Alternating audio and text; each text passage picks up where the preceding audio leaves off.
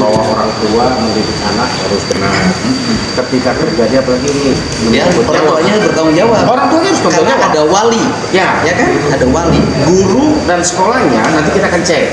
Dia sempat diberitahu nggak? Kalau sempat beritahu dan kalau dia biarkan itu ada unsur kelalaian.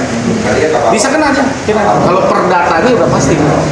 Kasus tewasnya Albi Rufi Ozara, 8 tahun, siswa kelas 3 SDN Jaya Mukti Blanakan Subang oleh 3 kakak kelasnya terus menuai sorotan publik. Pasalnya ketiga terduga pelaku masih berkeliaran bebas seolah tak bersalah.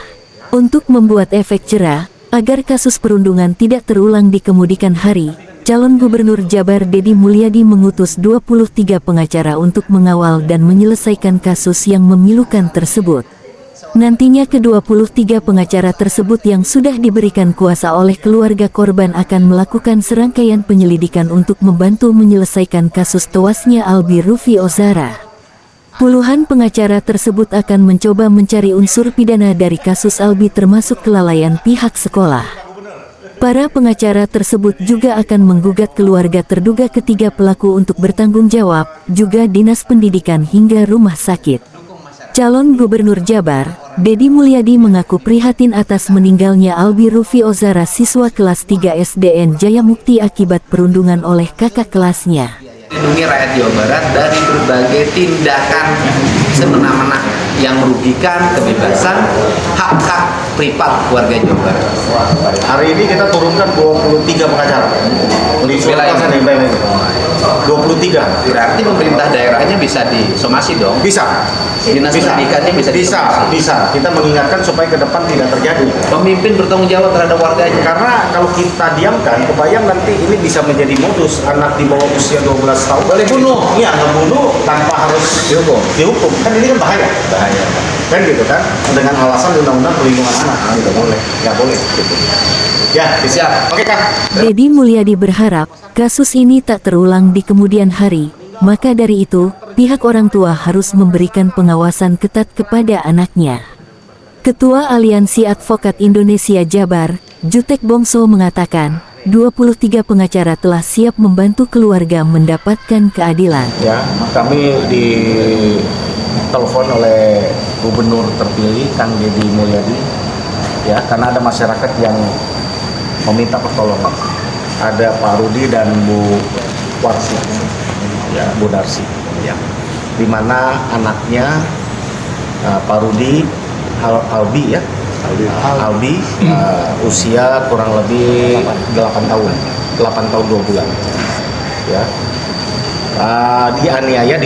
dianiaya oleh rekannya di sekolah dengan cara dugaan ada pemalakan, ya, lalu kepalanya dibenturkan ke tembok katanya 5 kali.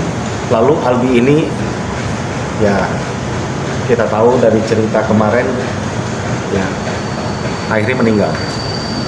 Tentu prihatin kita sebagai penegak hukum, ya, kita sebagai penegak hukum, kami ini pengacara, kami ketika diminta kami datang karena kami sudah komitmen akan mendukung program Pak Gubernur, ya, untuk masyarakat Jawa Barat dan Indonesia.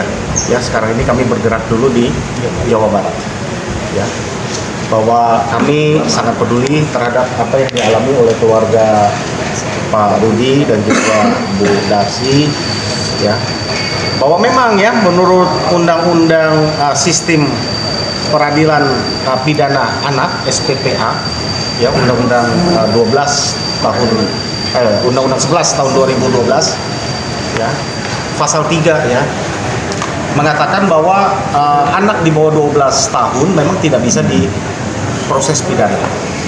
Ya.